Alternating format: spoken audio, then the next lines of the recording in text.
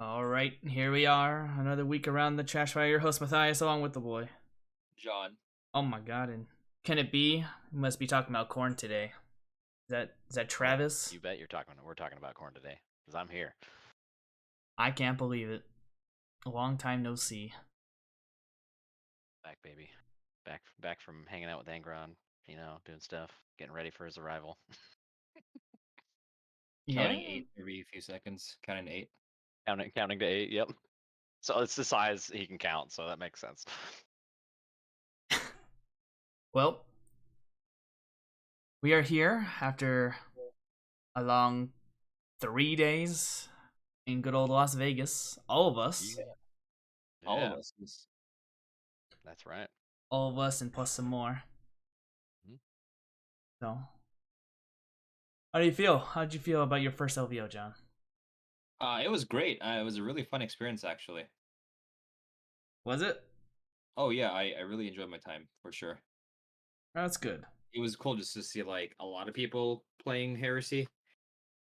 So that was super nice. Seeing also the other games, like going to the Legion room, looking what's going on over there, then going to the 40K championships room and be like, oh gosh, so many people play Warhammer 40,000. Yeah.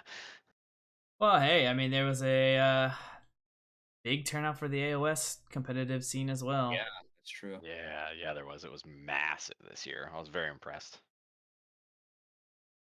Yeah. Well, we can get more into the stories later on.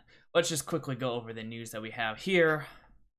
Starting with the Sunday preview. And lo and behold, here we go. Arks of Omen, Angron, storybook coming out. Oh, baby. I don't really care too much, other than to know if Yarrick dies by the hands of Angron. But if you want to spend your $40 on narrative book, go ahead and do it. Yeah. Because that's literally all this book is for. Yeah, I like it. There's no salt. It's like if you want the narrative, get it. If you're playing match play, you don't need to get it. Exactly. Amazing. There you go. Only took them 2 editions. God, yeah, an astronomical amount of time. True. But at least they're leaning away from it now. Let's hope they stay away from it. Yes, absolutely. Moving on. There he is. Angron. I don't think we've ever gotten your opinions on Angron. Wait, no, I think we did when we first got revealed. Yeah, I think we covered it. He hated it. He was pretty upset. Oh god, yeah, it's a terrible model. I canceled my pre-order. I'm just I don't want anything. That's impressive. I mean, yeah, it's so beautiful. I can't wait. Oh my god, He's coming 2 weeks. I know. They can't open that pre-order availability fast enough. That's all I'm saying. Yes, the whole new army. Whole new army. Whole new army for him to play with. A bunch of a lot less derpy berserkers with their cool new shoulder pads, or I guess cool old shoulder pads. Yep. You get that. You get whatever this is, a picture that's signed. You want that? Oh, you get Ingron's autograph, yeah. Yes, signed by Angron himself. He used crayon and then proceeded to eat them immediately afterwards. Checks out. Just wasn't the right color, you know. That's why he ate it. Wasn't red. Exactly. So we got that, and here you go, your Codex World Eaters. Yeah, baby. Your $50 book. Yeah. If one is of the proclivity to go, say Arg matey and set sail on the seven seas, I certainly won't be judging, that's for sure. But I'm still excited for the book. So you're gonna get the special edition book, right? Absolutely not. No. What? Why not? I like to invest in good stonks, and investing in Games Workshop books is never ever good stonks. Pro tip. Oh man, I think you're Like missing at least out. Magic, like I make fun of people buying Magic cards, but at least they have resale value. Yes. Yep. Hey, I'm sure you can look on eBay right now, and someone would be selling some old codexes, like $1. Yeah. They had them at LVO at the flea market for a True. dollar. Oh, yep, yep. I didn't. Did they? How much were the books? Do you know? No, I don't. It wasn't a dollar, but he was not that expensive either. It was pretty cheap, Yeah, I bet. what I remember. Yep. But there you go. Codex is coming out.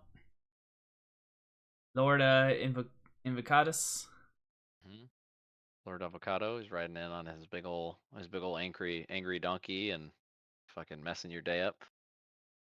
We can only hope. We can only hope that he can do that. Yeah, I mean, what is it? The rumor is that he has the fly keyword, which is got my curiosity piqued. A fly That's keyword. interesting. That's interesting. Yeah. Supposedly he's gonna have the fly keyword. Yep. I mean, it's not the first time. I think in AOS, the Goblin Squig Riders have the fly keyword because they bounce really high or something. Well, if Oh, you that's amazing. Yeah. So this is not totally left field. ever watch Samurai Jack, Yeah. there's that Yep. one. That's there one episode where Jack learns to jump really high, and that's basically Yes. flying. Yep. Yes. Close enough. So I guess this middle monstrosity just jumps really high. He's sending it, my guy. Sending it. All right. Yeah. Well, interesting Beautiful. factoid. Did not know he would have the fly keyword. Yeah. Again, this is allegedly. This is what I've heard, on the interwebs. So don't take that for gospel. 100% confirmed right here. Yeah, you heard it here first, folks. So we got that. We got the Exalted 8-bound, aka the Possessed. The very possessed, that possessed times 8. I don't know. I don't think we talked about these guys when they came out though, did we? No. Okay. Well, I mean, you So weren't here. yeah. The regular 8-bound, love them. Think they're so cool. The exalted, I like 2 of the sculpts, but this dude who looks like a wolfen with his like weird feet, it's disgusting. I hate it. I hate it so much. So those I'll be getting some of those, but those legs will be going directly into the bit spin forever. Come on now. Can't do this to him. That's nonsense. It's nonsense. I hate them. It's so weird. Why his feet are almost bigger than his arms. It's such a strange proportion. Well, I mean, that's what happens when you're sharing a body with 8 other souls.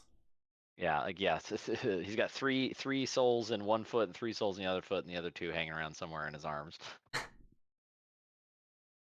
Oh, there you go. Any factoids about these boys? No Their lore is factoids. dumb as hell. Huh? Their lore is dumb as hell. They like Yes. it's Yes. like they get these berserkers and put them in 8 cages for 8 days. It's like, come on, are you trying to outwolf the space wolves with the number 8 here? Because that's what it's sounding like. It's no coincidence you mentioned that, and he looks like a wolfen, right? It's no coincidence. But the funniest part is that you can they're 8-bound, 8 demons, 8 favored number, 8 cages, box of 3, max unit size 6. Excellent Nice. work there, GW. Nice. Yes. That's just good marketing. What are you talking about? Mwah. A plus.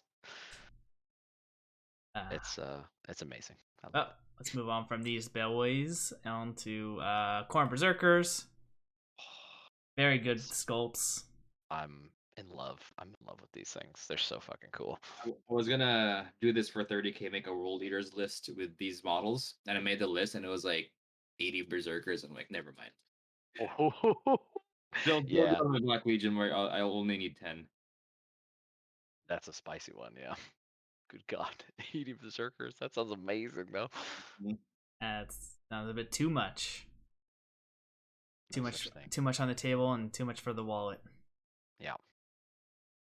Here we go. We got Nem, the jackals. I don't think these were.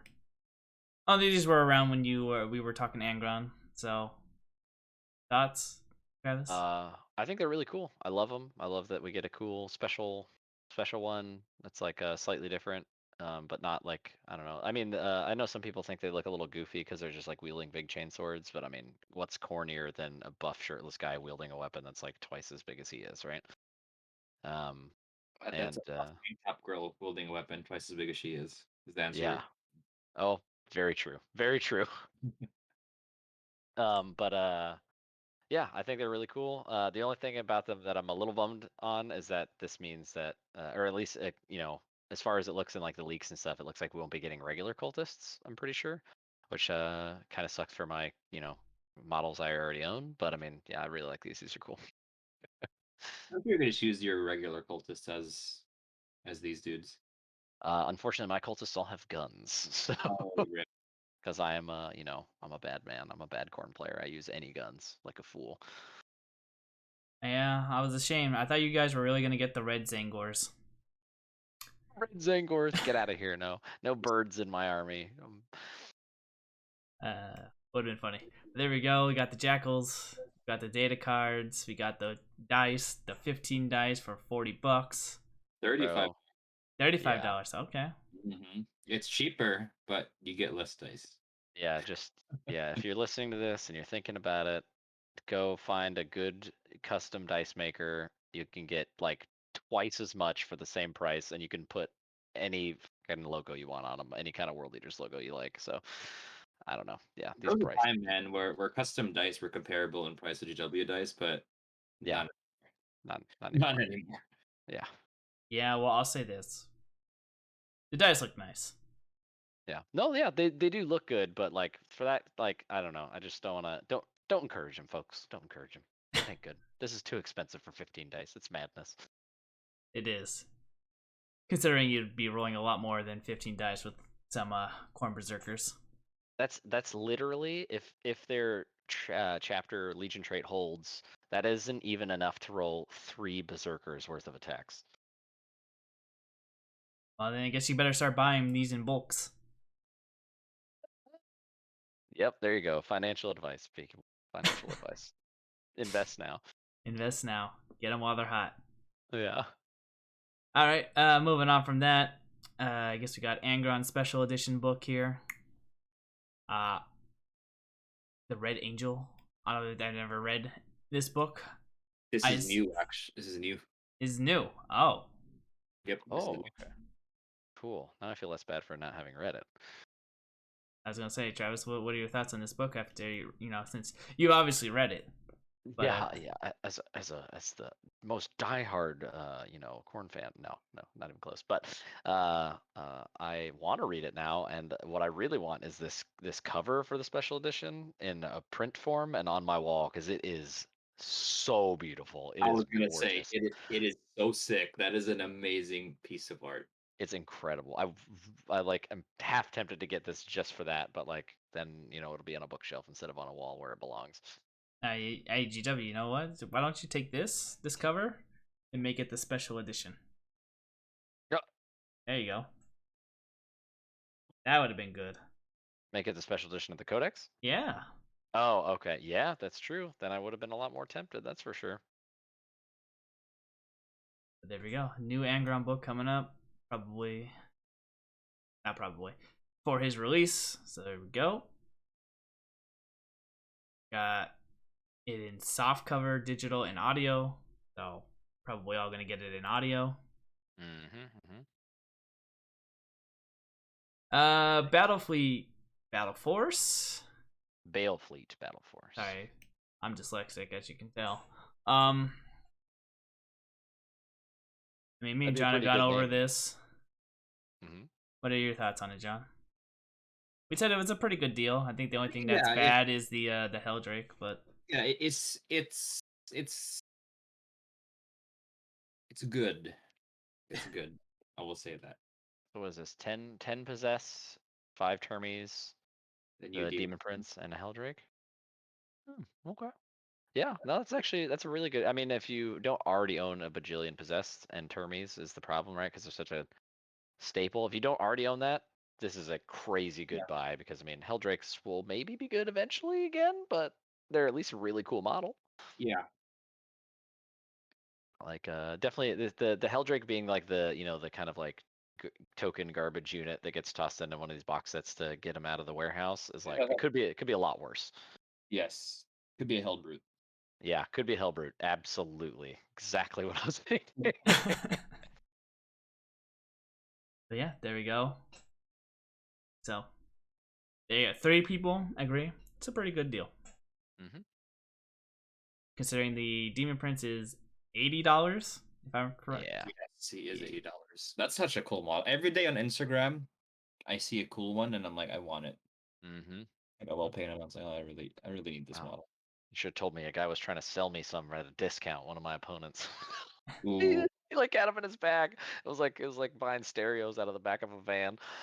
I was like, "What are you doing?" That's funny. But moving on from that, we got this boarding patrol. Trash, I guess, unless you really just want more Marines. Yeah. What is it? Just all It's regular assault intercessors? Marines and heavy intercessors, I want to say. Yeah, 10 assault intercessors, 5 heavy, and the grab is captain. It's one of those things where if you don't own any of this, it's a great buy. Yeah. But Okay. if you have intercessors, I mean, even okay, if you don't own 2 out of 3 of this, it's worth getting. I don't own 2 out of the 3 of this. Saying I should get it. I mean, if you want more Marines, I would don't say, need any more assault Marines though. oh well, then that's your Well problem. then, yeah. There you go. Alrighty then. Well, I don't think it's that great of a deal, but it's up to you really if you want it. Blood Bowl. We got the cool spooky skeleton guy finally getting a release. Very cool model, as expected from GW. 30K. We got the Alpha Legion stuff Ooh, cool. getting re-released. Yep. As well as the Raven Guard. Blah blah blah. We got Renegades of the Long War for Black Library going digital softcover. Mm-hmm. Unholy Tales of Horror and Woe from the Imperium. This is the horror anthology. Yeah. Is that right? Yes. Yeah, I think so. Yeah, I've heard good things about the stories in it, so I have yet to read 40K horror novel. I read an AOS one was really good, but I don't know. I feel like it's hard to do a horror in 40K. Considering everything in that world, it's basically horror.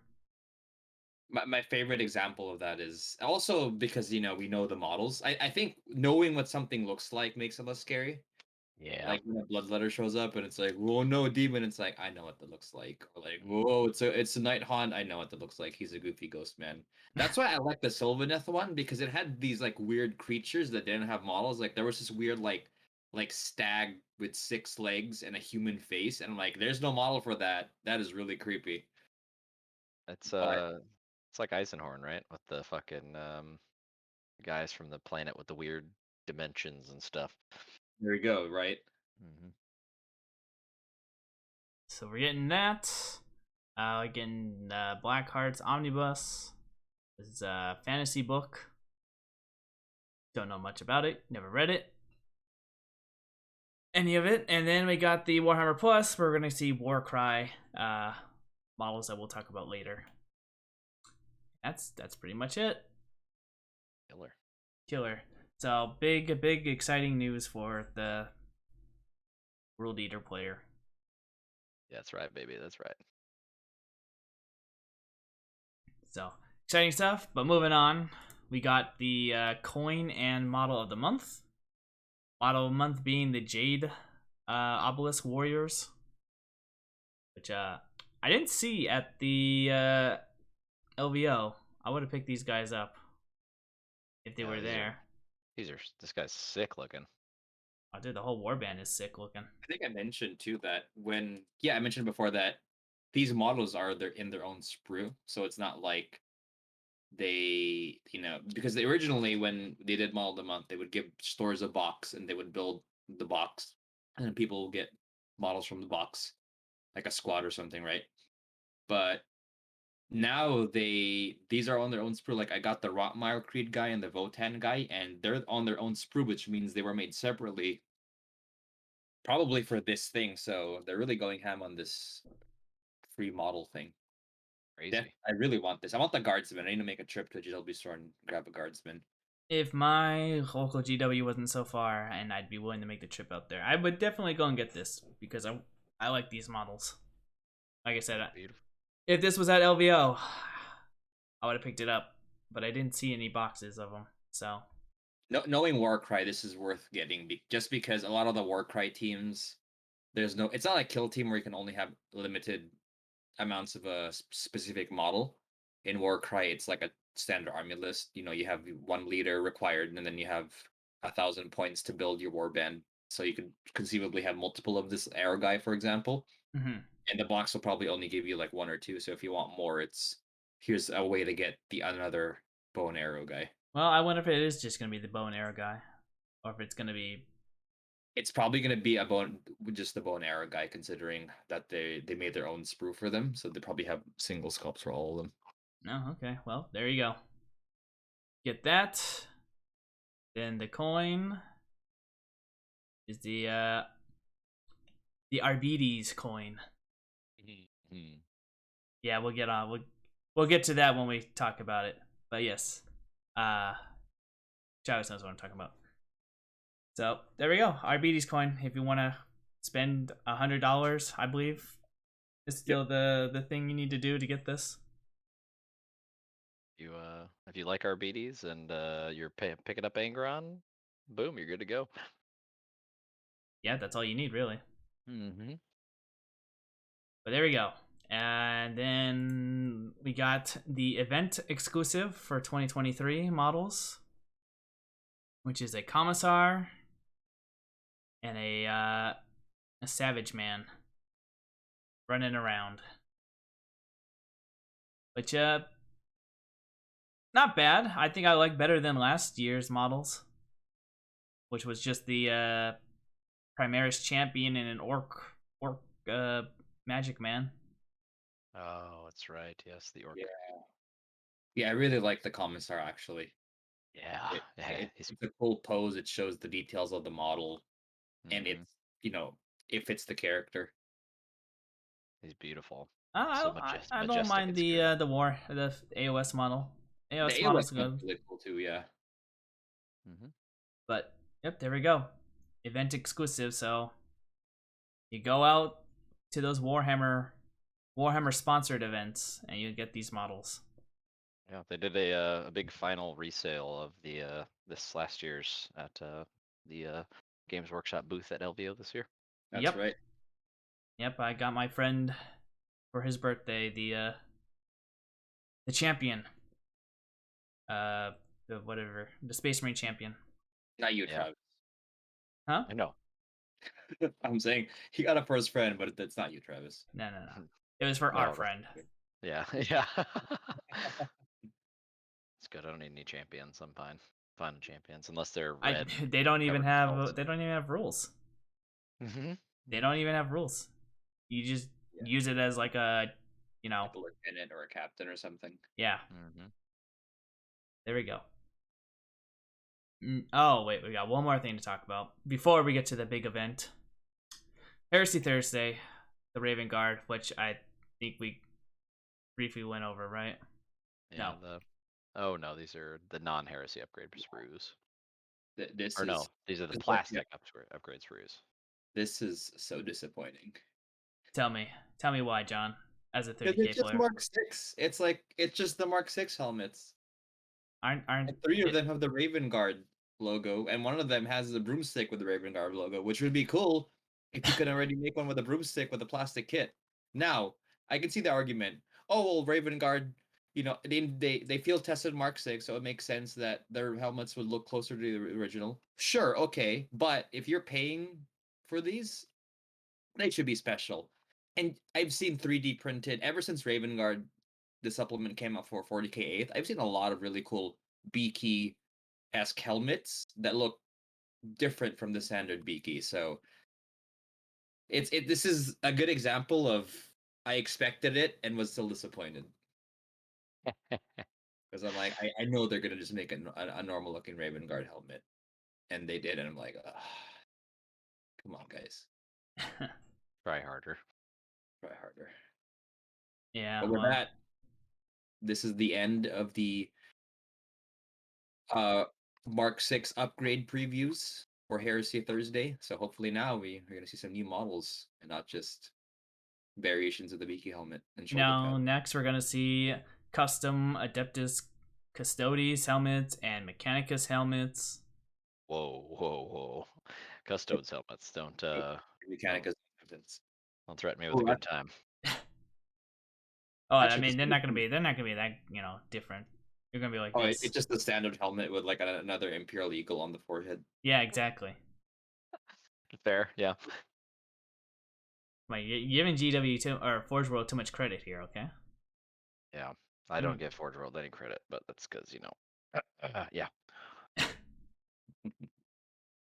And then we got the arm guards or shoulder pads, whatever you want to say.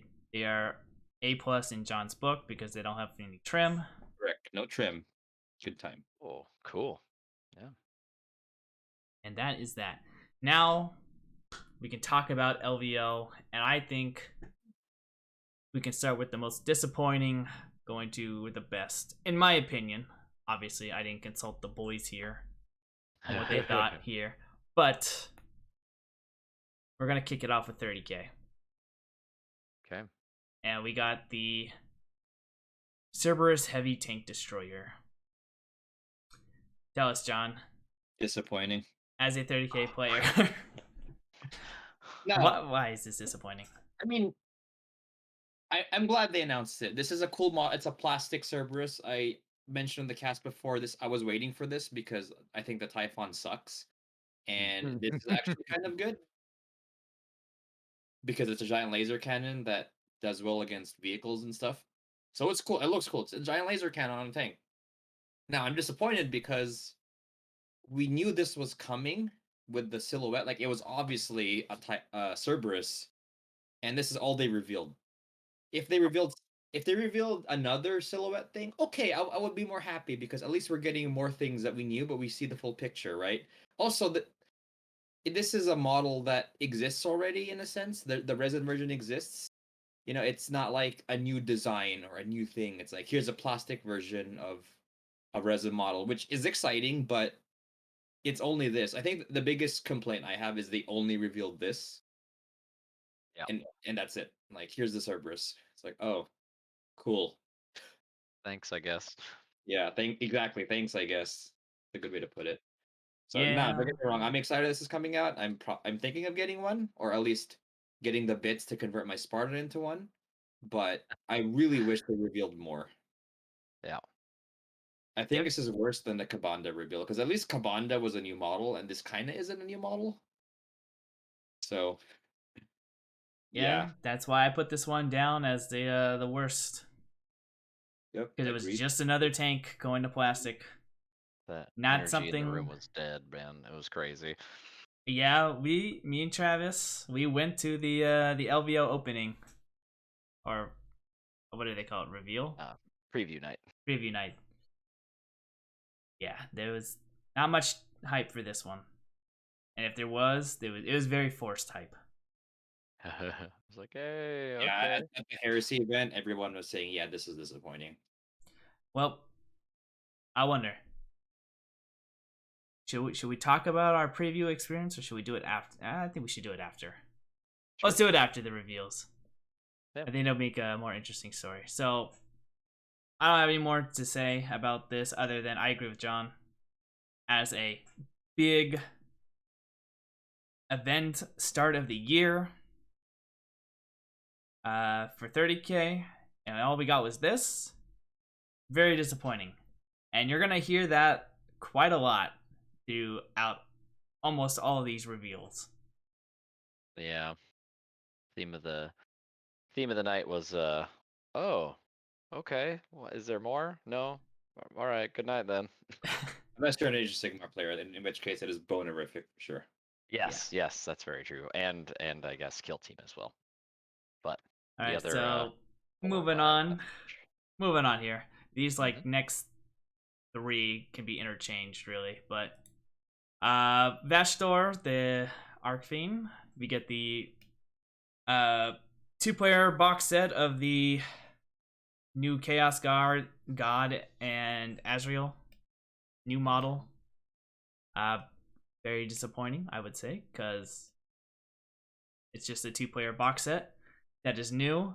And my favorite part of the whole event when they did this was, you want to say it, Travis? Because oh yeah, so they you know, you get Vashtor and you get you know, all the cool Chaos guys, but that's not all. You get new Azrael, Primaris Azrael, awesome. I play Dark Angels. I'm stoked on this, but that's not it. There's also, you know, the intercessors, but they're not normal intercessors. They come with a Dark Angels upgrade sprue.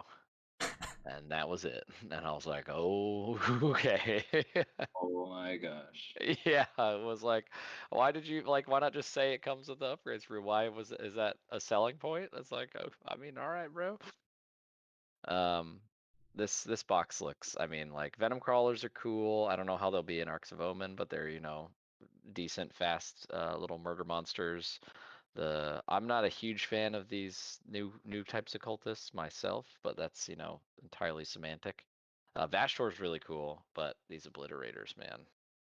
I would rather take a Helldrake than fucking 2 obliterators at the minute, but they're so expensive, it's ridiculous. what about the Space Marines? Intercessors, we already know what those are. We got a bunch. The Termi's cool. The Termi kit's really nice if you don't already own it. Awesome. If you're just getting into Dark Angels, this is really cool kit because it's just, good starting bits, right? Not like big announcement exciting. It's, stuff they already released. And then Azrael, obviously gorgeous. I can't wait to get one, but I will not be getting him in this box. I'll be waiting for further down the road. Yeah, I think my opinion on this box is if you don't own any of this and you're starting the army, it's a great buy. Like if you don't own any of the chaos stuff, it's cool. You get your Venom Crawler, Obliterators. If you don't own them, Cultists, you get the cool new guy. Same if you're a Dark Angels player or starting one. You probably have Assault Intercessors from the starter sets. Then you got some regular Intercessors. You got the new Azrael, and you got some Terminators. Cool. If you already play these armies, is it worth getting it for the new guys? I don't know. I don't think so. Well, I mean, that's what it's like pretty much every time, right? Yeah. When we talk about the AOS stuff, it's always Yeah. like, yeah, these 2 armies are getting their book next, and then you get these 2 new characters, and you can only get them in this box for like the next 3 months until we decide to release them individually. And they're either really broken or they're just garbage. Mm-hmm. Will Vashtor be broken or garbage? I don't know. We'll have to wait and see when his rules come out. But since he's supposed to be fighting to be a new Chaos God, I would assume he's going to be decent, at least. Yeah, I bet he's going to be fucking money. That's my guess. Very good. We'll see. But yeah, this was disappointing because we already knew due to GW leaking it themselves / the nerds of the internet really dissecting that 1 millisecond of frame in the video. So not too surprising. We already knew it was coming. I guess we can move on to the next thing here, which was the Underworlds team. Underworlds usually have really great models, really good looking models. I mean, the models aren't bad, but they definitely leave something to be desired this time. And as someone who plays Daughters of Cain, I'm not really excited to buy these models. Dude, I don't know what you're talking about. These are the first Daughters of Cain models with pants. Definitely new and exciting. That just makes me want to buy them even less. Do they have pockets though? That's the real question. Ooh, that's for the next season of Underworlds. 1 step at a time. 1 step at a time. Can't go too hard. But yeah, John, we guessed wrong on this one. We did. This is the opposite of what we thought. We thought it would be something crazy and exciting and new again, and this is none of those. Besides the pants part, it's actually a fun fact. But yeah, it's no. Yeah, no, it was it's disappointing. I'm like I said, I'm not excited for the models, and I will most likely not be picking this up, even though I have Daughters of Cain. So As sad. somebody who Sad. doesn't, I don't play a lot of Warcry. I played it before. It's really fun. I don't buy into the fantasy side as much. Not like I don't think it's bad or anything. I just prefer sci-fi. Like, is it just me or do these models just like is the paint job just like kind of terrible on these like preview models? Am I crazy? I think the color palette is weird. Like the red and the gold don't look well or don't mesh well, I think.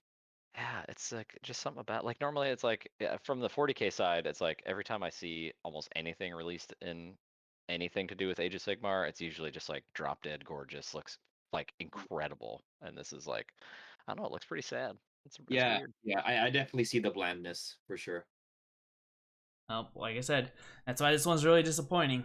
I will say, combining this with the other Daughters of Cain Warband would make for a cool Warcry team, but it's still not an exciting release, especially with the season of Warcry where you had Pirate Ogres, you had humans, which we haven't seen in a long time, and the zombie dudes, Frankenstein guys. Yeah, the And then you whole got generic Sisters of Slaughter. Woohoo. Yay. yeah, very very bad.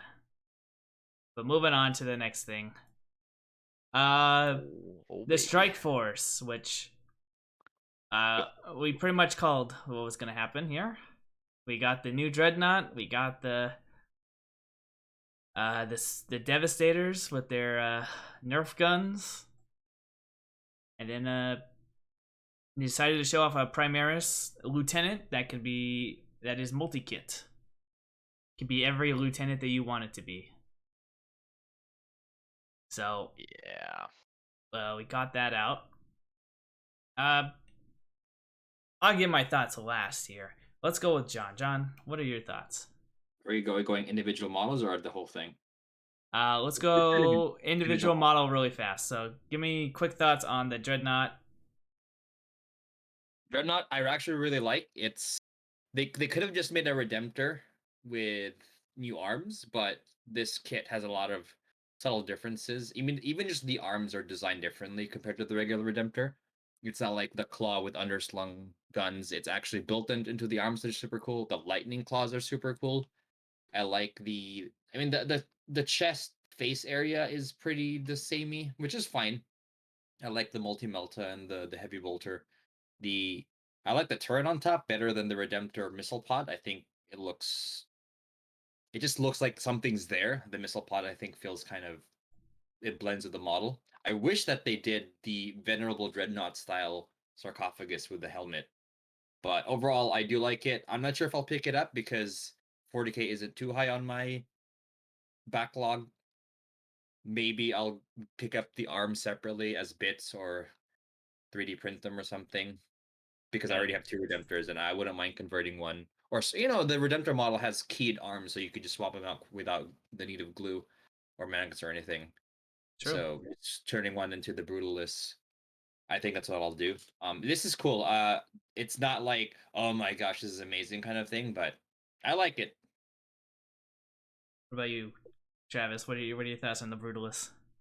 Oh, I mean, I basically agree with John all the way across the board. It's just different enough that it's cool and interesting.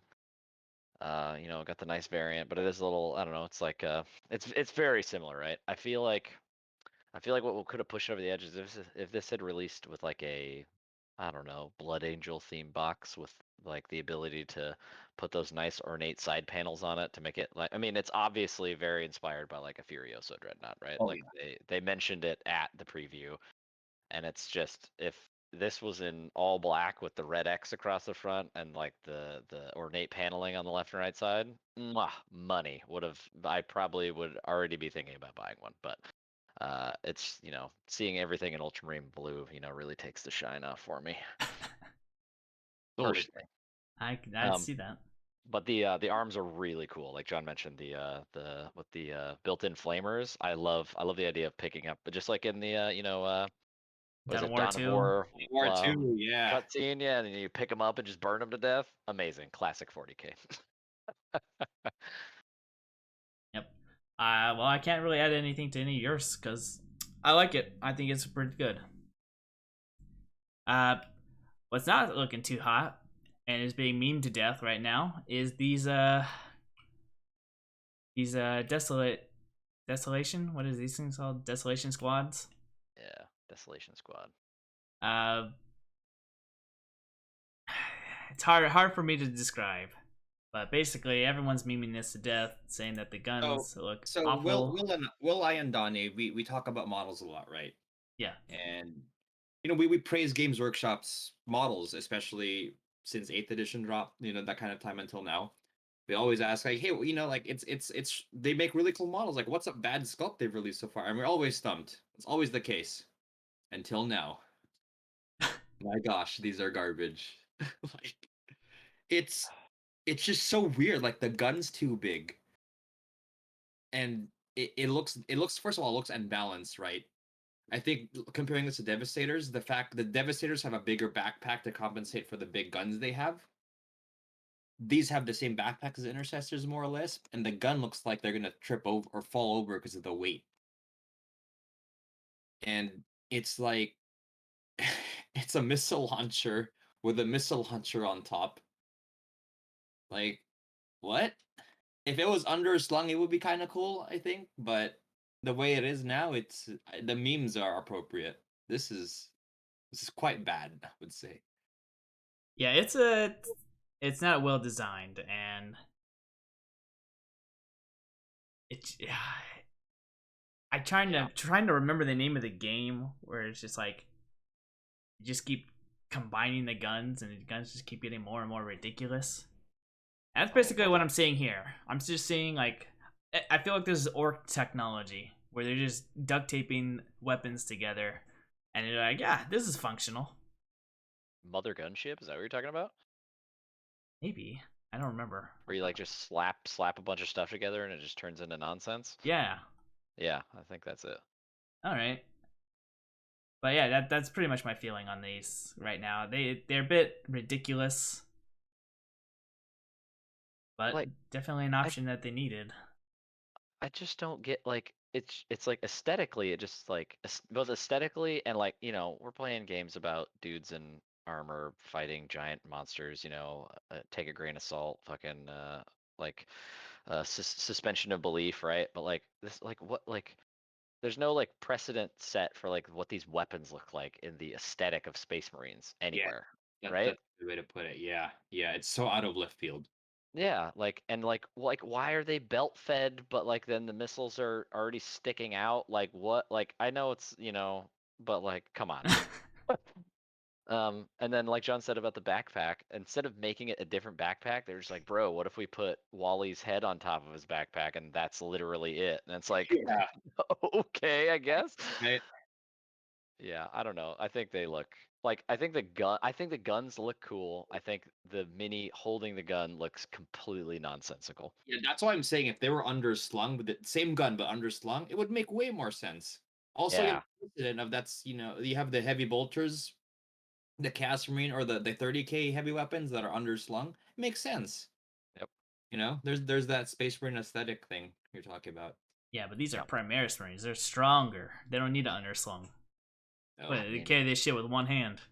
I fucking guess, bro. It just looks so fucking the belt fed just makes literally no sense, like at all. Like what are you belt feeding? Like the missiles are I assume the length of the tube, but I don't know, man. I don't know what to tell you. There's missiles on the bottom, so the gun is actually two missile launchers. There's the mini missile launcher, like underslung Yeah. grenade launcher, and then the top missiles, which are loaded separately for some reason. Like, Yeah, and that's what I mean. Like the little mini missiles, like what's it doing? Like the how is your like every time it rotates around, it's got to take the missile from the belt all the way up to the top just so that it's just sticking out of the barrel before it yeah, shoots. Like love it. how does that even fucking work in even in made up nonsense sci-fi land? It's just crazy. You see, Gilliman got the secrets from his big titty Dark Eldar GF. Okay, so then they got the Eldar technology in these guns. I hope Eldar his would be ashamed. I hope Well, these guys are like OP as hell, so you know who's getting them for the rules. Like you can say like, oh, I got these models because they're cool. It's like, nah, dude, you got them because they're OP, because they're bad. yeah, well, there we go. And then we got the Primaris that you can customize with anything. One with a Oh, power fist, sword, bolter, whatever you want to give it. this is my favorite bad mini of the entire reveal. Really? Okay. Why is that? Because we've let's see, when did Primaris first come out? How many years ago was it? 2017, 2018, 2018. Oh, Okay, wait, so 27. All right, so the so math. Seven. let's Yeah. ballpark Anyways, yeah. 4 years. 4 years, right? 4 years.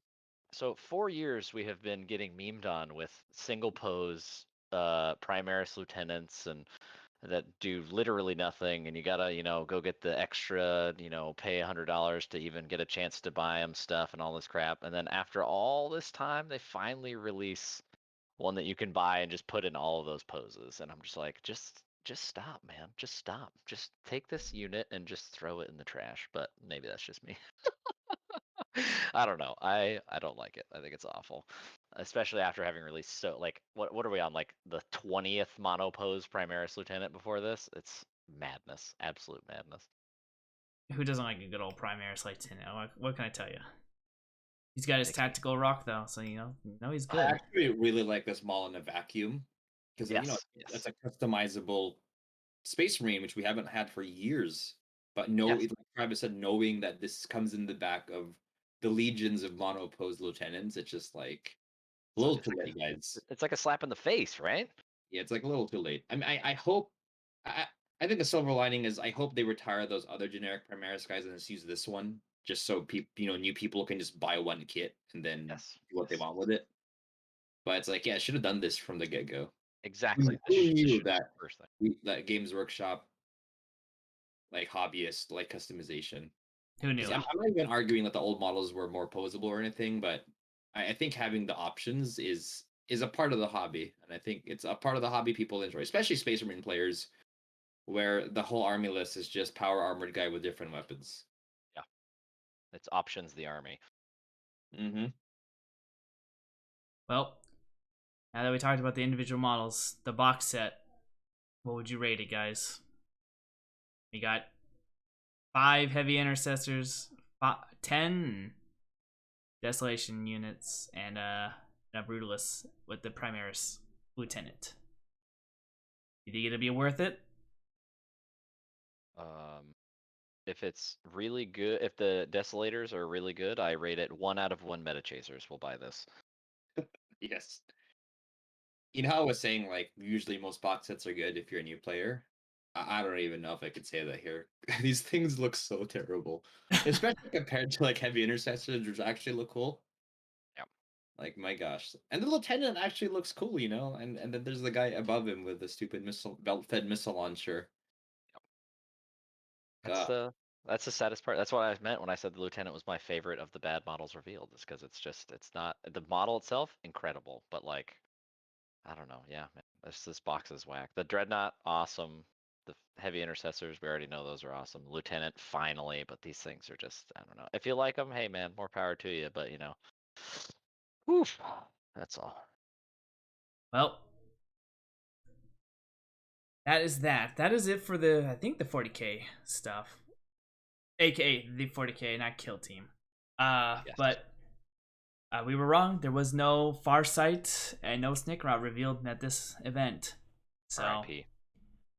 Yeah, this was pretty much the only thing we got for 40k. We got the Arks Omen box set, and then we got this. And that was it.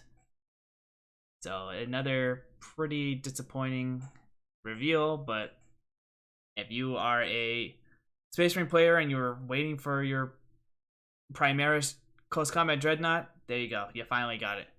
The heavy guys, I hope this is not what you were waiting for, but who's to know? Moving on.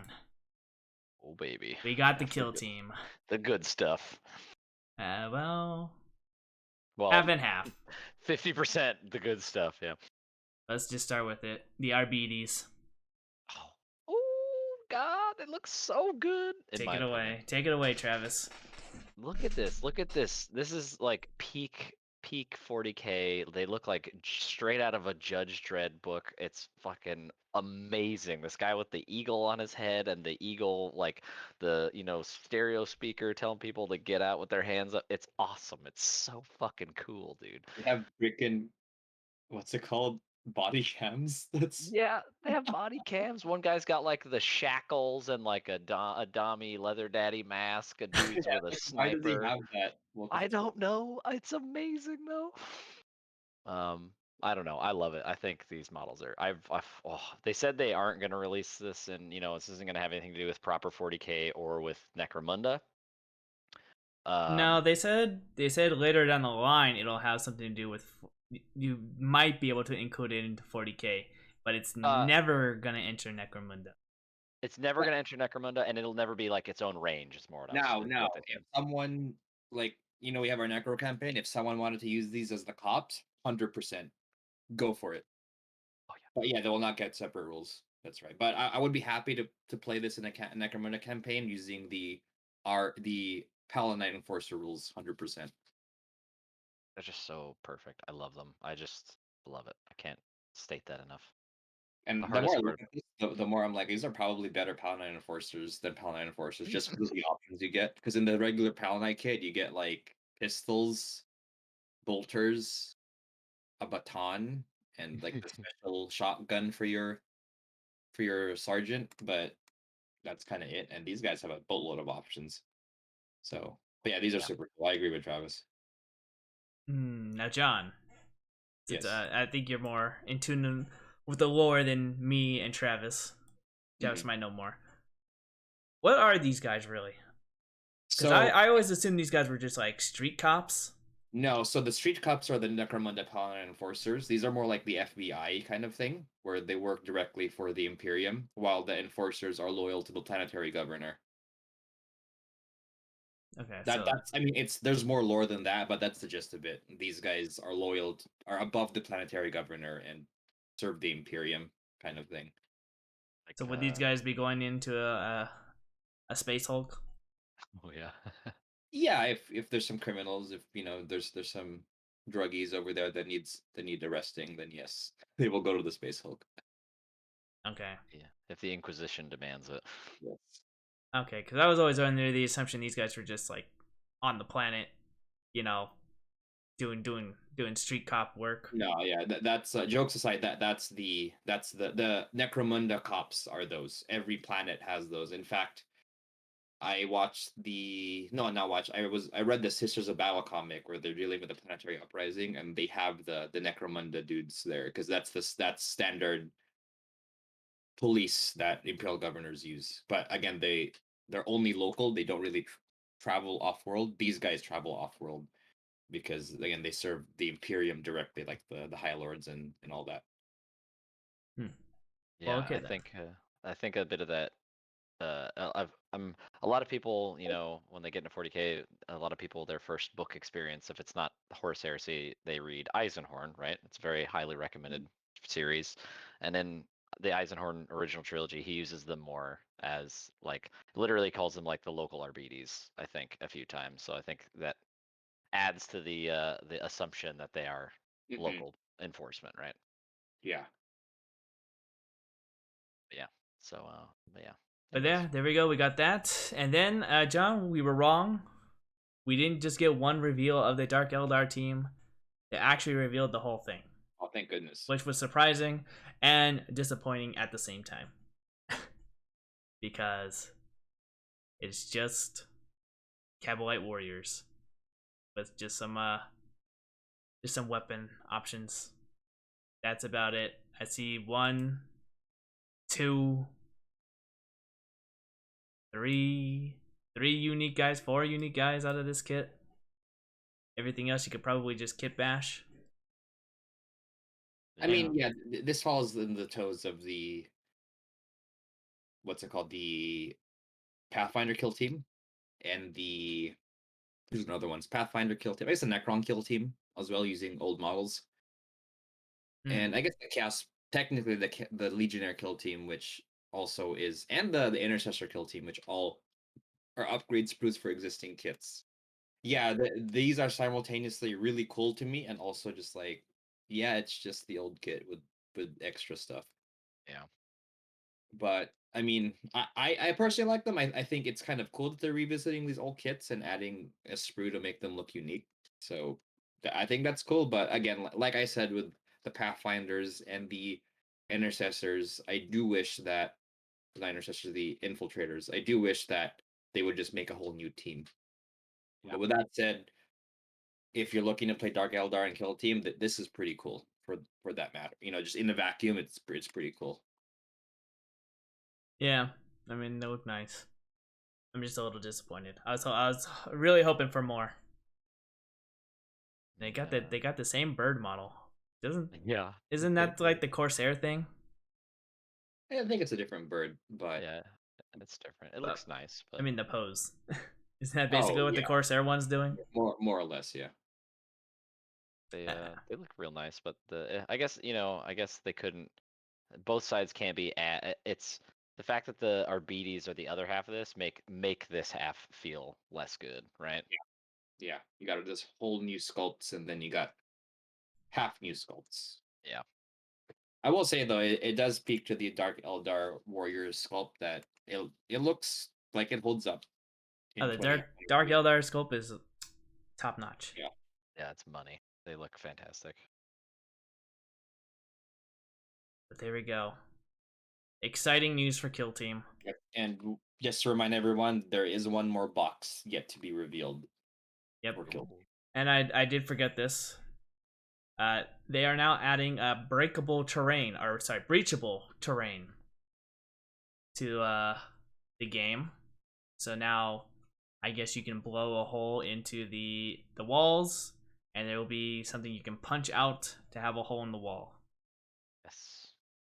So that is coming with this kit here, which is a shame because now you're gonna have to buy another box set to get the breakable terrain. Yeah. When the last box set had this terrain in it already. So Yeah. that's gonna be another $210 you're gonna have to spend to get the same terrain, but this time can break. It's just so you can Kool-Aid Man your Arby's to Eldar drugged in. Yeah. And then they have a table with the Kill Team map layout on there, and then some other pieces of terrain. They're really, really keen on telling us that now your models can play Kill Team on the Kill Team table. But that is all of that. So wasn't any surprises really there other than what the models were going to look like for the Kill Team reveal. Moving on from that, though, we do got Warcry, which obviously we didn't know what we were going to get, but here we go. We got vampire counts and more corn stuff. Oh, baby. Furries versus emos. Let's go. This is so cool. I really like this. Yeah. I am pretty... excited to pick it up. So I'll just quickly go over what the guy said at the preview event. He said these are basically vampires who don't want to drink blood and are basically like samurais. So that is literally the description they gave to us about these vampire models. Yeah, in the stream they said they don't drink human blood, so they try to hunt beasts, and that's how they sate their thirst. Yes. But yeah, they refuse to drink human blood. Yes, and then because of that, they get to transform into their vampire curse or whatever they call it. I wasn't really paying too much attention to that part, but yeah, the vampire ones don't look too bad. A big goofy heads, but everything else looks nice. And then of course we got the Karnak worshippers who want to be like the good boy himself. So, what are your thoughts on this one, John? Dude, the guy's literally being a dog. That is the best. He's on his all fours, crawling on the ground, pretending he's a flesh hound. This is great. I like this team. It's an interesting team. Yeah, the design is kind of cool. It's Khorne, but Khorne models I would expect to be armored, right? Like berserkers. Blood warriors are literally fantasy Khorne berserkers.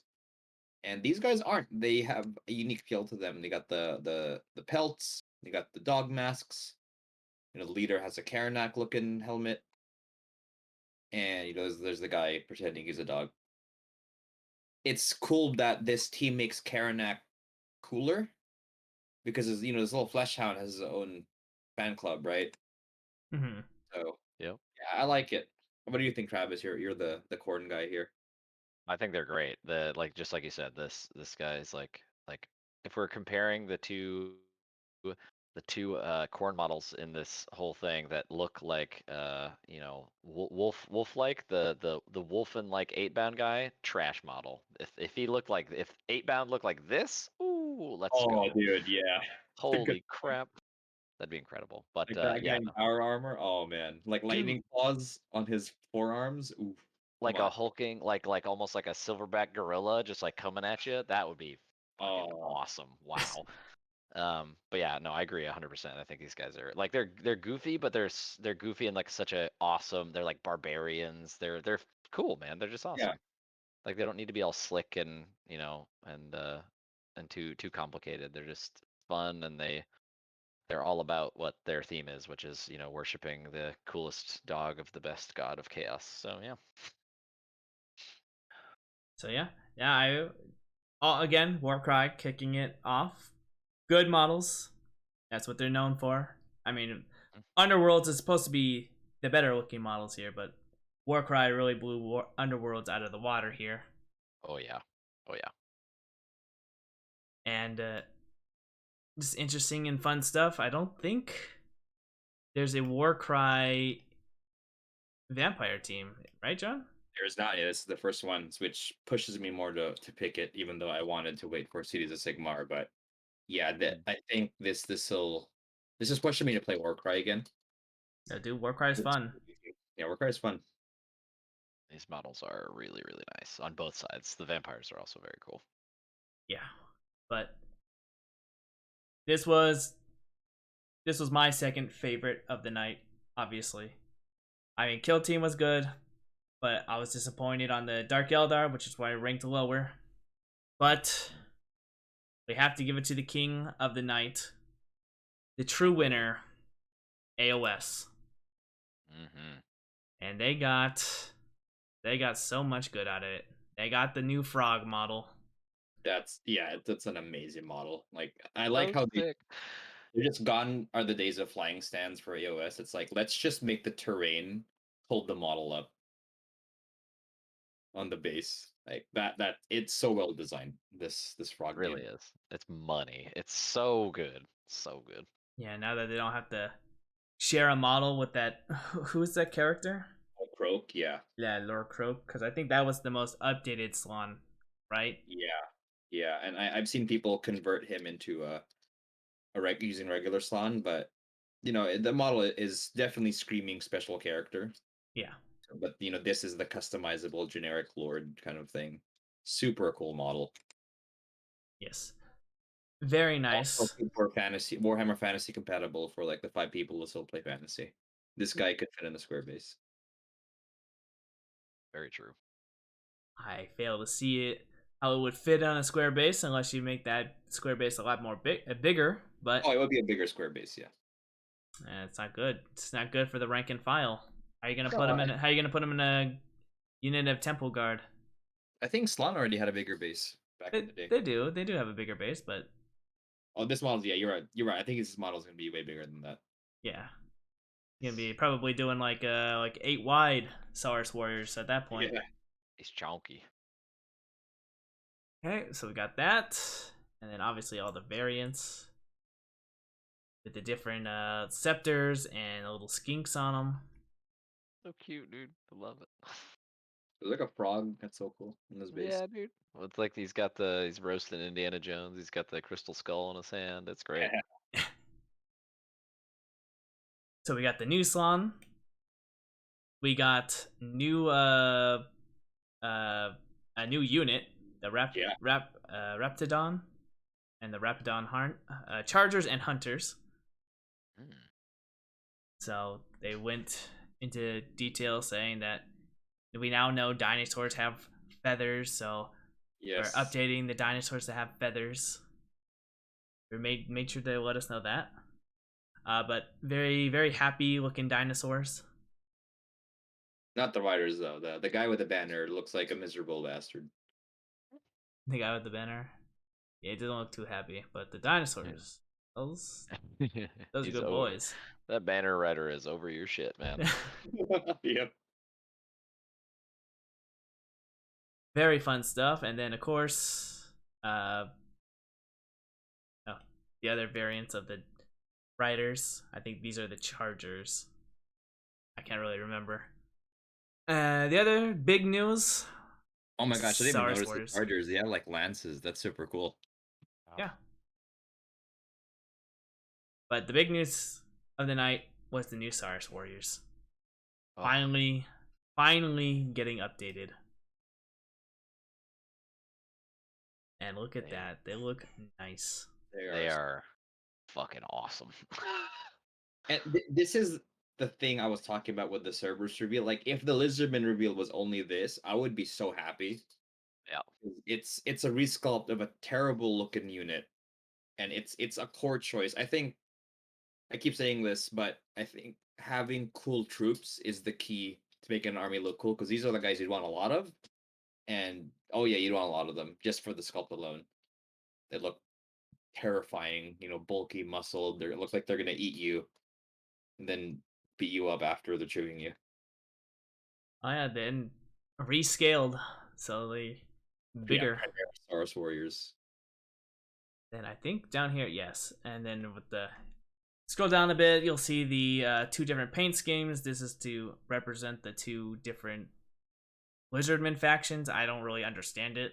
I know there's like one that summons lizards from the stars, and then I don't really remember. Yeah, so essentially, there's two kinds of lizardmen. Like I said, there's the Order demons, where they're just summoned using slan magic. So they're literally just slan magic given form.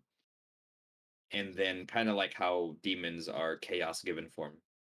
Yep. And then there's the actual flesh and blood lizardmen that are birthed from the spawning pools and all that, kind of like in old fantasy. That's so cool. I love that.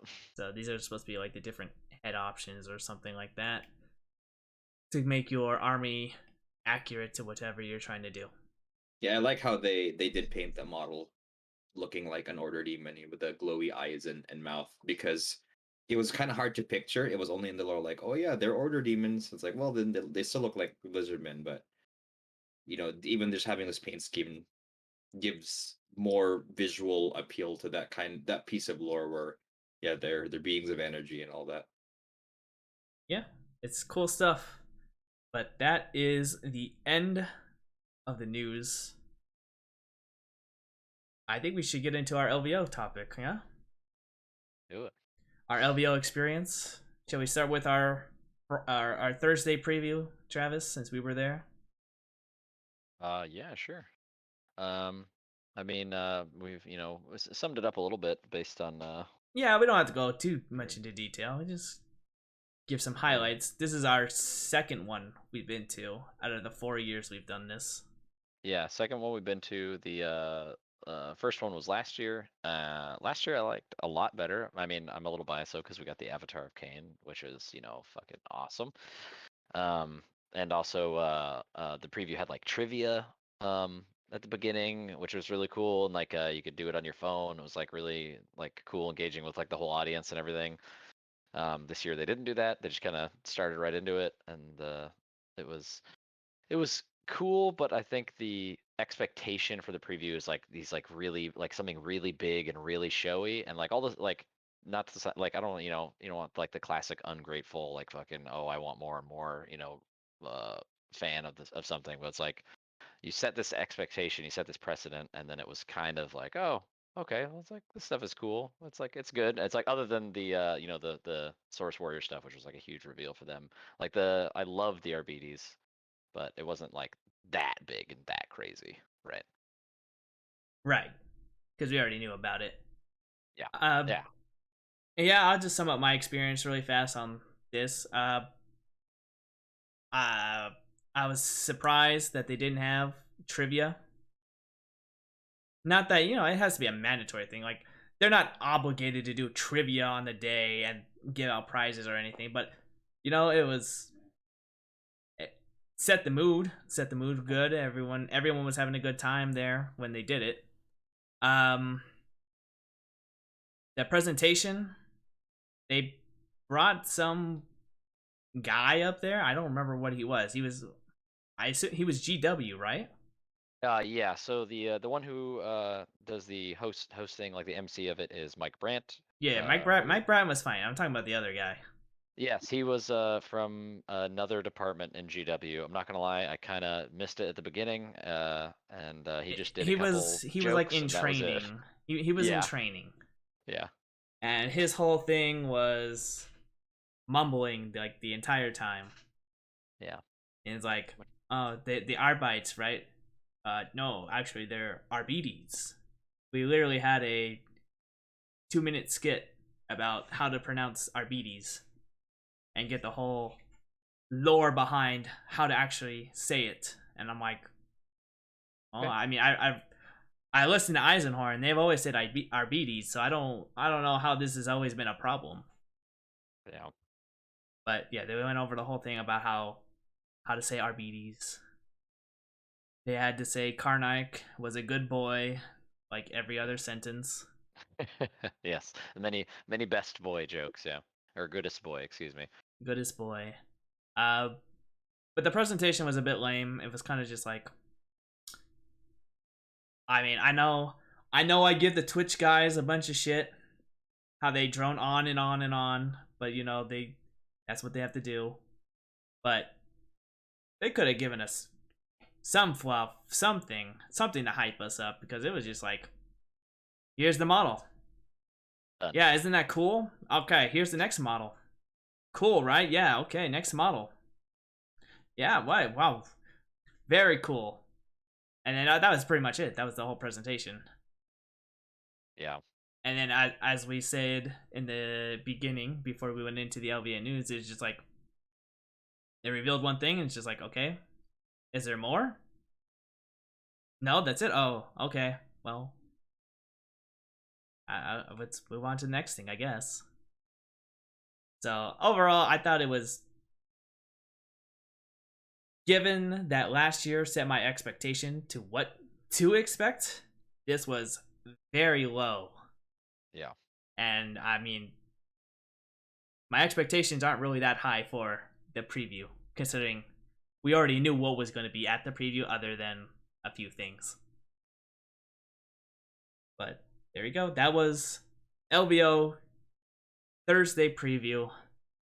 Well, now let's talk about the actual event, shall we?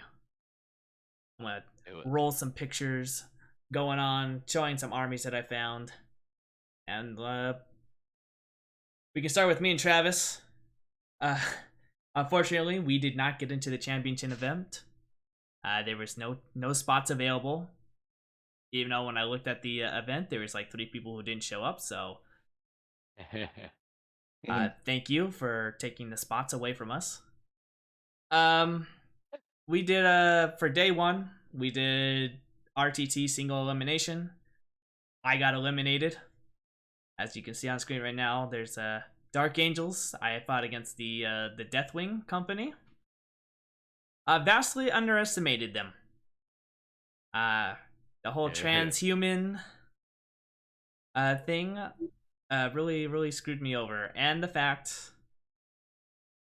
which is a common theme, my psychic powers were just not doing me good.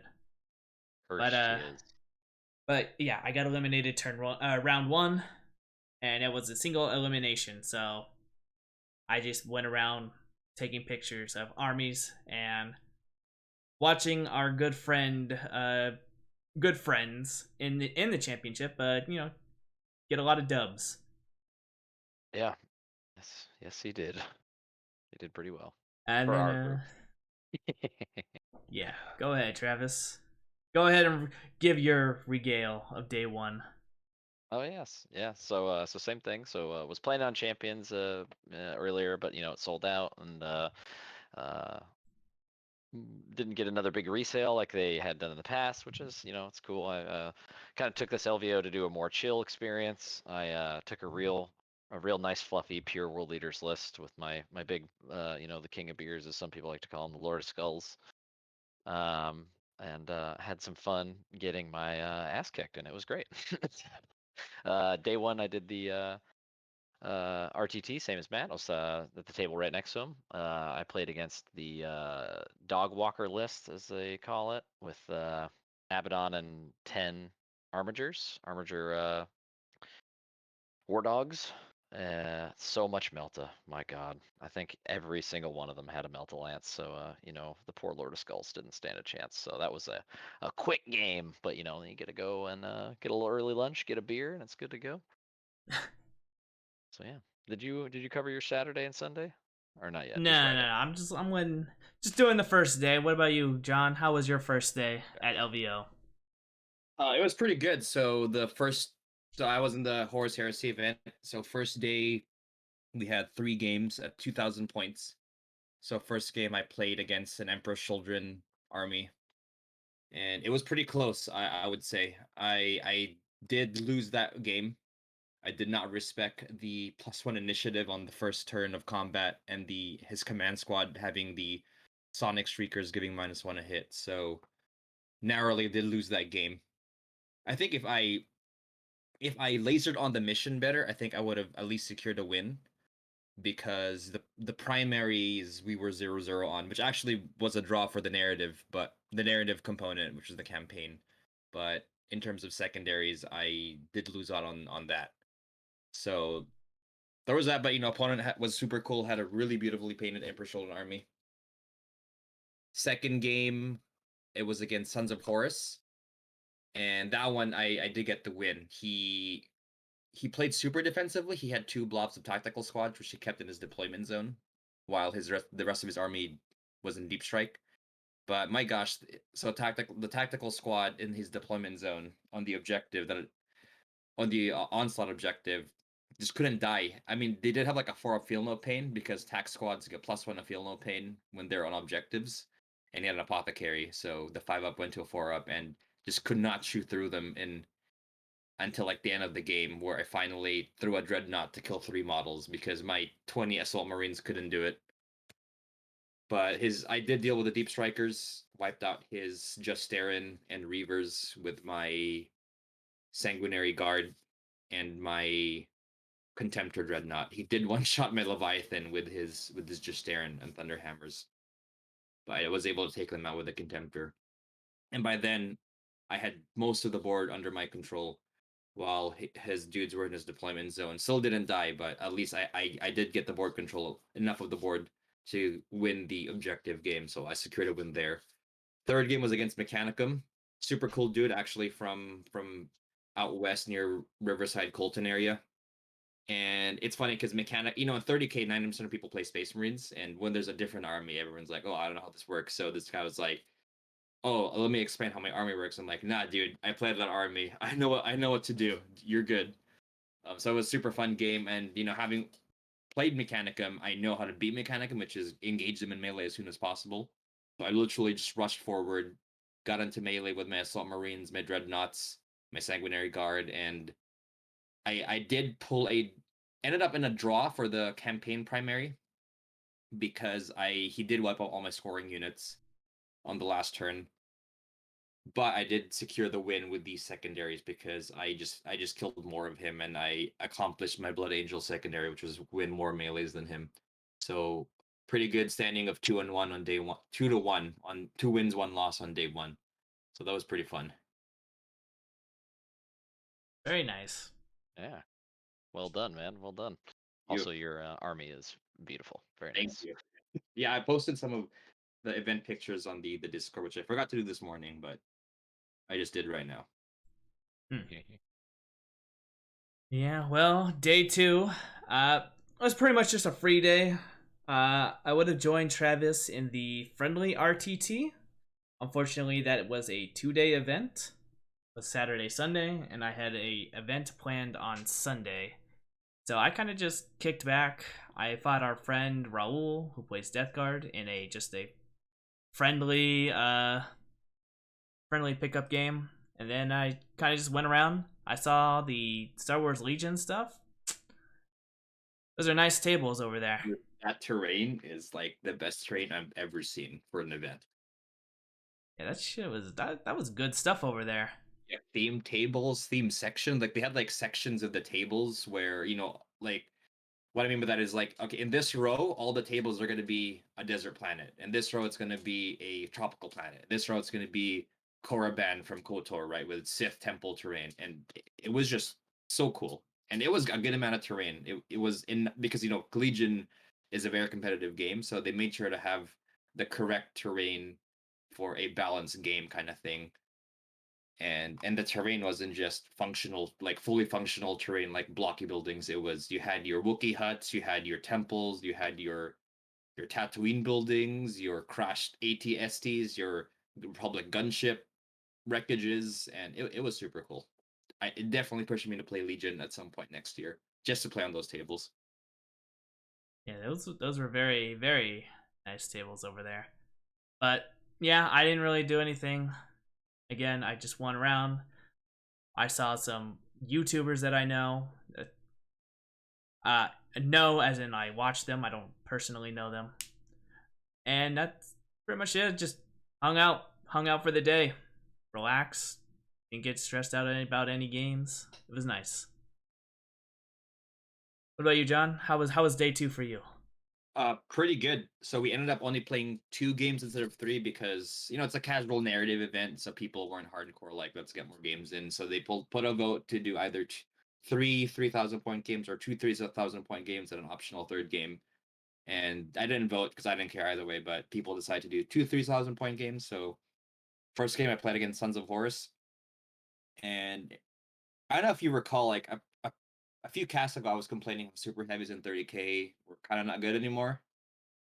Yeah, they're not that good anymore. He had a falchion, which is the one with the volcano cannon, Oh. and it killed 2 Terminators and Whoa. dealt 2 wounds to my Leviathan before my Leviathan killed it. This is after I forgot to shoot my Leviathan 1 turn. So yeah, poor super heavies. But I secured the win for that one. The turning point definitely was. It was actually interesting. So day 1, the traders got the advantage because they had more campaign points, and because the narrative was both the 30K and the Titanicus event, and for both events the traders secured the advantage, so they got a bonus. They get +1 to seize the initiative or a +1 to reserve rolls.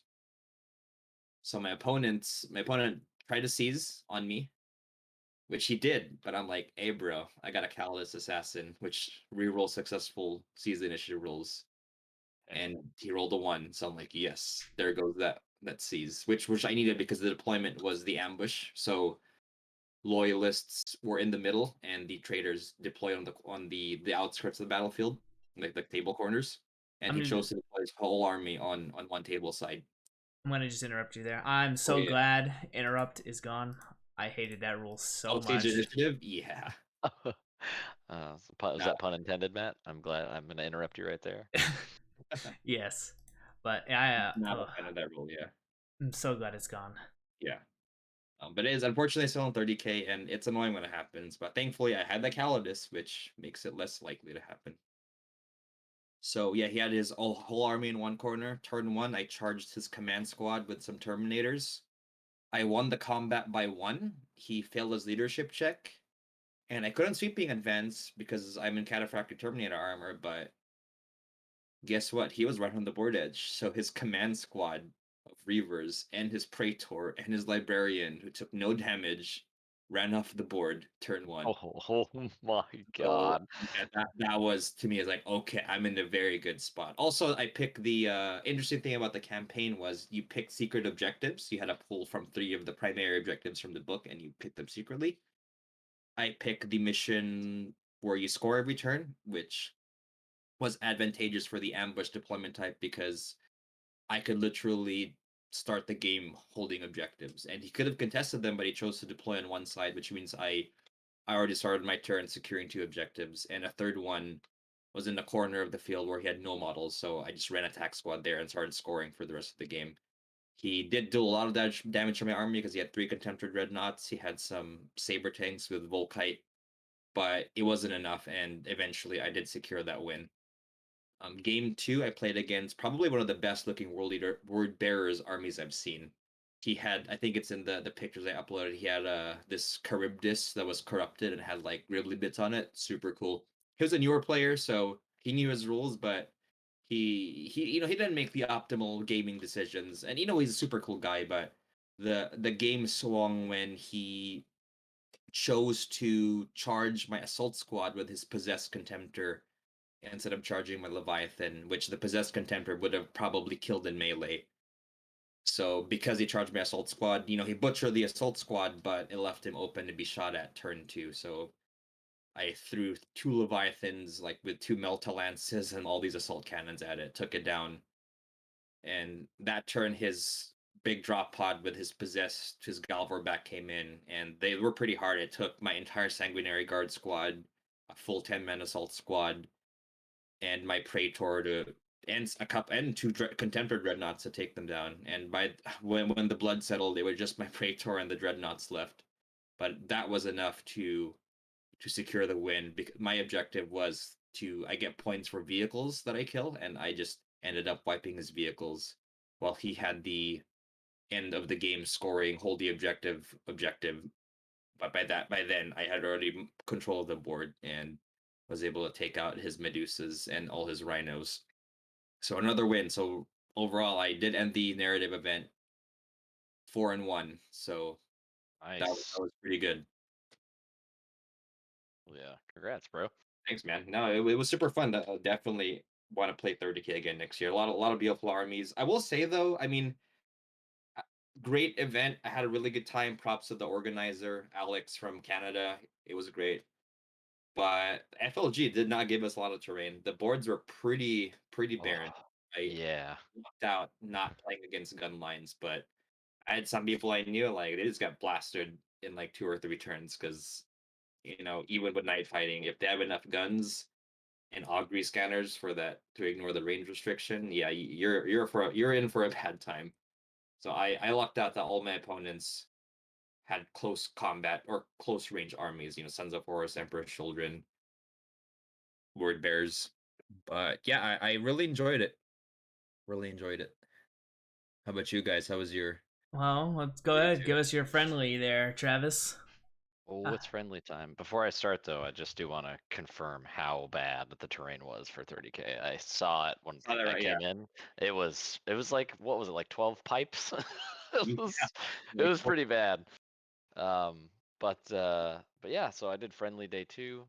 So friendlies is, so if you've ever been to LVO, if you've ever done the champs is 3-day event, but only if you make it to the top 8 for the 3rd day. If you don't, you're a 2-day event, so it's 6 rounds for you. And so that's 3 a day. The friendly is Saturday, Sunday instead of Friday, Saturday, and it is 2 rounds a day. And they're a little bit longer rounds, so you can kind of take your time, do a little bit more casual play, which is really cool. I think the vibe was supposed to be, you know, at least from what I read, it was supposed to be, like softer lists and just real, like all about like sportsmanship and like playing the game together and stuff like that. And it was definitely about sportsmanship, and but I wouldn't say many of the lists were very soft. I think I intentionally brought a very soft list and then was kind of surprised that it was, some of them were pretty spicy. Not everybody, but I was like, oh, okay, so it's like that. All right. Um, but my first opponent was a Imperial Guard player. His name was Devin. Really, really cool guy. He was spent most of the game being very excited about the upcoming guard changes and being a little upset that he didn't get to play them this weekend, but like not in a bad way or anything. But that was pretty funny. But he had just a million. He was a Tanith player. He had a bunch of the Tanith. Like his whole army was Tanith. It was like gorgeous. It was so beautiful. So it was almost exclusively infantry, and then like 3 battle tanks, and it was really awesome. It took ages to play. We went like 40 minutes over into lunch, and only finished turn 3. And I managed to win by like 2 points. So it was a pretty brutal game, but it was very fun. And then my after lunch we did second round opponent was a Ultramarines successor guy by the name of Art, super cool guy also. He had it was the what is it the gladiator, the predator, the Primaris predator equivalent. Yeah, the Gladiator. I believe, yeah. So the gladiator with the was it the last talon and like the melta. And then he had 2 of the storm strikes, the storm speeder equivalent, with also with the melta, and they hit on 2s and everything. They're just very nasty. But he managed to, or he got, I believe he went first. Managed to pick up my Lord of Skulls pretty handily, and that's I mean, it's 600 points. That's a good portion of the list. And I wasn't able to pull it back, so he whooped my bum. But he was a really good opponent, and it was a really fun. I don't know, it's just a really fun game. I really liked the friendly. It was a cool experience. It was nice not being nearly as stressed out as I am usually in the trying to eke out that 3 and 3 like I normally do in the champs. It was nice being able to just kind of chit chat with my opponents a bit more and just have a more fun game. Man, that was my day 2. Alrighty then. Well, final day, day 3. You did the competitive, right, John? For 30K? Yeah, I tried it out. Do you want me to talk about it really quick? Yeah, go for it. Yeah, it was super casual. I mean, the day was super casual. It was the optional. It was essentially Mega Battle Day, but you could also just play with your friends and include it in the narrative. And there was a competitive event if you wanted a more structured experience. And I used it to try out Custodes and to try out just like a more structured, not traditional, but by the book gaming experience, as opposed to the narrative campaign, which has a lot of special rules like remembrancers, secret objectives, and all that. So, fortunately, I only got to play with 1 game because I got the buy for round 2, and I had to leave for round 3 because of travel arrangements, which was fine. I mean, I wasn't super excited. Like, I mean, I wanted to play, but I wasn't like, oh, this is my main event kind of thing. I already had my I was already very satisfied with the narrative for Friday, Saturday. But yeah, I did bring the Custodes list I borrowed against Blood Angels for my first game. So it was a full deep strike list with Sanguinius, and it was pretty close. I think we both there was little tactical decisions to make because turn 2 he deep striked and was in melee with me, and my army's game plan is to get in melee as soon as possible. And I had a Calidus contesting my home objective, and she can't be targeted until she attacks, so that was permanently contested, and I didn't have any troops to go to his objective, so at that point it was just who could table the other. And I did lose the grinding game. To be fair, I should have remembered my rules more. There were some things I did forget because I wasn't familiar with the army. Those little things that could have mattered, like how Custodes don't need worse than a 4-up to hit if they're fighting an elite unit, and or how that Valdor generates extra hits on a 6, little stuff like that. But yeah, I did eventually lose the game. The turning point was when my custodians weren't able to kill a dreadnought when I needed them to.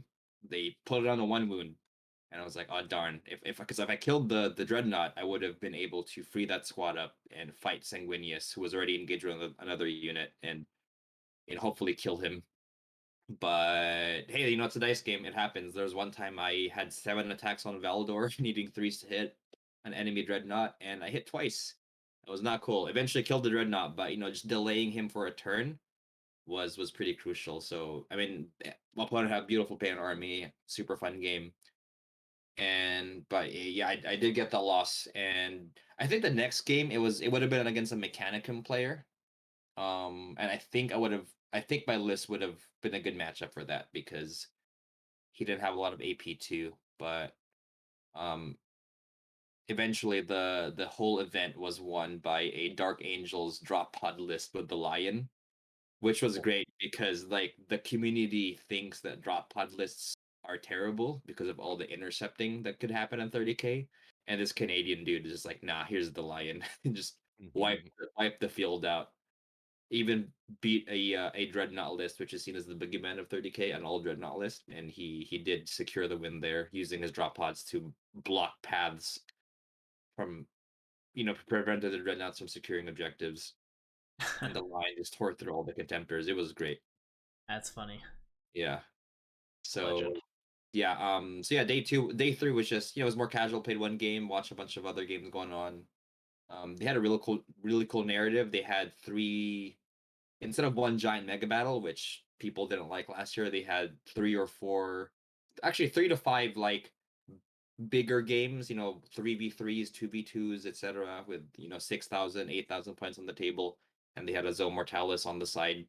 And it was kind of cool that the Zone Mortalis influenced the battlefield. So the loyalists won the Zone Mortalis engagement, and they caused the ship to crash on the battlefield. So each table, was hit by debris, and one of the tables got hit by the main body of the ship and kill all these models. It looked super cool. I did not want to play in that though because I have played my fill of mega battles. Matt knows this. I'm kind of done with it. Yeah, as have I. Yeah, but no, it was cool. It was a very chill day to end the weekend. All right, and what about you, Travis? How was the rest of your friendly? Oh man, day 3, best day. So the last 2 rounds of the friendly, I did. Let's see, who did we start with? So it was my hardest matchup and then my favorite matchup. So our favorite matchup was the second game. Hardest matchup was the first game. So the first matchup was against Votan, uh, the leagues of dwarves, which I haven't had the pleasure of fighting yet. So that was pretty fun, pretty spicy. Oh man, dude, he had so many. I think he had four 10-man squads of the standard troops, which aren't super hard. This list wasn't like crazy or anything, but neither is mine. So it was pretty rough. Those berserkers, man, or berserks, are just ridiculous. They hit so hard, and they trade up in combat because they fight on death. Amazing, so good. He beat me. It wasn't like a super hard defeat or anything, but he had me pretty good. He wrecked my butt. So that was a good one to my first time playing against the army, just getting totally smashed by it was great. But then my second opponent for the day, so the last of the friendly, was a guy named Christopher Nunez, and he played his Ultramarines, like Ultramarines proper, and oh man, such a great opponent, so fun. We had a blast. It was just all out chicanery, just going crazy, assaulting each other in the mid board, and just it was nuts, just blowing each other up. Lord Discordant just yeeting Redemptor dreadnoughts, and the whole game came down to a single morale roll in the middle of the table with my OBSEC unit passing. He lost. It was my 9-man squad of CSM. Lost 8 of the 9, and then the sergeant passed on a 1. So yeah, won by like 2 points. It was pretty great. And yeah, didn't win any awards or anything. Not that I expected to. The best opponent went to a guy cosplaying as his Praetorian Guard, Imperial Guard Army, and that was just super awesome. It was dope.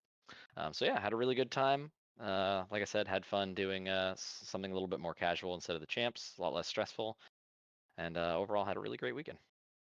Yeah, well, I guess we'll end off with me. I'll capstone this. Oh baby. We did doubles, me and my friend Raul. We did Thousand Suns and Death Guard. Just 1,000 points. My friend Raul has not played the game pretty much ever since he moved out from like a 2-hour drive from us. So he's really out of practice. So we're just like, all right, we're gonna just have fun. We're just gonna do like a list of Terminators, and we'll just go in. We'll get destroyed, but hey, we're gonna have fun doing it. So our first game, we went against Leagues of Votann and Iron Warriors, right? That's the Chaos version. Yep, Iron Warriors. Iron Warriors. And that was my first attempt, first time fighting the Leagues of Votann, because no one in our group plays them yet. Yeah, yet. Yep. So we had a good time. We actually won that game barely, but I got to experience the Hammer Dwarves. Yeah. Those are not units to take lightly. I can tell you that much, because I didn't send my Terminators into them. They kind of just got lucky with the 10-inch charge and a 12-inch charge. So I kind of couldn't avoid it, and they just destroyed me. Though to be fair, he rolled exceptionally well, because I obviously interrupted him because he charged me with 2 different units of them, and I got 6 attacks, which is extremely low for like a 6-man Terminator squad. Pretty low. 6 wounds into his squad that didn't attack me yet, and he made all 5-up saves. And after that, my Terminator squad was completely obliterated. And I learned my lesson to never go into close combat with those things again. Yeah, the answer is certainly shooting them to death. Yes, it is. But it was a fun game. As for my psychic, because Thousand Suns, master of psychic. I pretty much failed every psychic test, every psychic denial in pretty much all my games. So I probably it's a good thing that I'm retiring this army for the Arks of Omen, because it just feels bad. I'm also probably never doing doubles again, because my partner always feels bad when they're getting stomped. But we won our first game, and that was fun. People super chill. They are up in Northern Cal. Fun times. Second game, we go against Abaddon and Thousand Suns. And yeah, it was bad. The psychic phase for them was just like forever. Again, very cool guys. Very nice. But they just stomped the hell out of us, because it was just like, yeah, how the hell are we going to fight Abaddon? I don't think we can fight Abaddon. Not with our army. He's going to rip us apart, because we can't. No way in hell are we going to do 9 wounds, 3 wounds a phase to Abaddon without him just destroying us. But, we didn't have to really worry about that, because it was everything else that killed us. AKA the Thousand Suns and their potent magic. And the fact that I couldn't dispel anything. That also was really bad. But after getting stomped there, we went to our final game, where it was Death Guard and Ultramarines, who ran a Morty. Oh baby. Oh baby, indeed. We pretty much got stomped there too. The only highlight that happened was that I destroyed Morty in Psychic phase. Nice. I literally, the Chaos God Zinch finally heard my calls, and she's like, you know what? Well, we'll bless his dice. And I just started rolling hot on the Psychic powers. I'm like, Smite 11, Smite 11, Smite 12, Smite 12. I'm like, oh, all these fucking super smites. Let's go, baby. And I obliterated Morty. Too bad that was like at the end of the game. But stories aside, they were okay people. Obviously, you think the doubles tournament is supposed to be more hobby focus, going by the player packet, and like a little less competitive side. Because as their scoring goes, it's 20% competitive, 80% hobby. So you're supposed to have like very well painted models, very well themed army. Like why would Thousand Suns team up with Abaddon? Have that little backstory going on. That's what it's supposed to be. And then obviously, you got people in there who just want to win the game, who just want to dominate with their teammates with the broken combinations. So I think I've had enough of doubles tournaments. Probably won't be doing them again, but I had fun. Because the whole thing about the doubles is just to be with your homie and have a good time. True. But yeah, I don't think I can do it again. Be stressful. I don't think I can let my teammate down so hard like I do all the time. It is so devastating. Zinch lets you down. That's all. Don't worry, Matt. It is so devastating. It's just like, yeah, go ahead. Just go ahead and dispel this. It only went off on like a 5. Double ones. Oh, let me just re-roll this. Double ones. Oh my god. Please stop. I want to just jump out. Just jump out. But yeah, there we go. That is that. So John, first year, going back? Oh yeah. The question is what events? Probably you're gonna do the Heresy event again, but I'm looking to play some Legion on day 3. So we'll see. We'll see. Unless I get good at Legion this year, then I'll probably try to take a shot at the competitive, but probably not gonna win. Hey man, you never know until you try. True.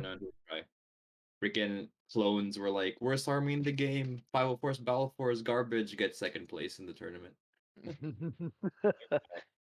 Classic. Yeah, never know. So, but yeah, it was a great experience. Would recommend if you like playing miniature games. I definitely recommend going LVO. I walked around, looked at all the other games I dabbled in play, and seeing like Conquest, MCP, Legion, and all the 40K AOS stuff. Flames of War, Bolt Action, BattleTech. Yeah, it was a good time. Yeah, man, they got everything there. If you play it, they probably have it at LVO. Like they have the Batman miniatures game there, so they'll just tell you how obscure games still get time in the sun. Yeah, man. In Las Vegas. It's crazy. It's a really cool event, and it's only been getting slightly better every time, right? Which is nice. So far gone are the days of the 3+ hour breaks where the matchmaking system gets destroyed. So that's good. Yes. Water day 1 too, so. Yep. All right then. Well, I'd say this is where we talk about our hobby and what we've been up to, but I think we've done that enough talking about the LVO, considering that's where we were for the last 4 days. But I think we'll call it there. Killer. Yeah, I'd like to thank. Well, first of all, you guys have any other things you want to say before I close it off? No, I think I'm good. How about you, John? Yeah, because it should be another fun year of Warhammer, working on random stuff. Indeed. Oh yeah, buy World Eaters, everybody. Invest in that now. It's gonna be good stuff. Guarantee it. World Eaters. Get your 80 World Eaters for 30K. Yeah. Gosh, please, Games Workshop, give Demon Angron rules. It would be the best. He was in the Heresy. He spends more time as a demon than as a dude. Yep. Please give him rules. That'd be badass. I don't even play it, and I want that to happen. All right, then. Well, I'd like to thank everyone who made it to the end. And you know what? We'll see you next time. Night, everyone. Bye.